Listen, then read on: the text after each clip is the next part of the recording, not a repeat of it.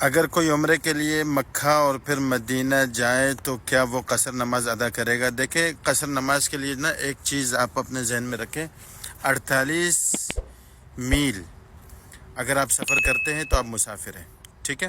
48 تقریباً 76-78 کلومیٹر بنتا ہے، آپ 80 سمجھ لیں، تو مکے سے مدینہ کی مسافت کے 80 کلومیٹر ہے، اس سے زیادہ ہے، یقیناً زیادہ ہے۔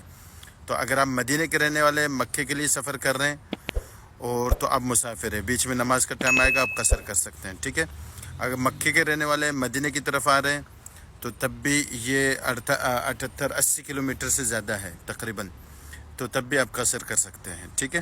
اور قصر کی ترتیب بتا دی ہے، فجر میں قصر نہیں ہے، اسی طرح مغرب میں نہیں ہے، ظہر میں 4 کے 2 ہو جائیں گے، عصر میں 2 ہو جائیں گے، عشاء میں 2 ہو جائیں گے۔ وطر کا خیال رکھنا ہے، اور اسی طرح فجر کی جو پہلے کی جو 2 سنتیں ہیں ان کا خیال رکھنا ہے، ٹھیک ہے؟ یہ ہے۔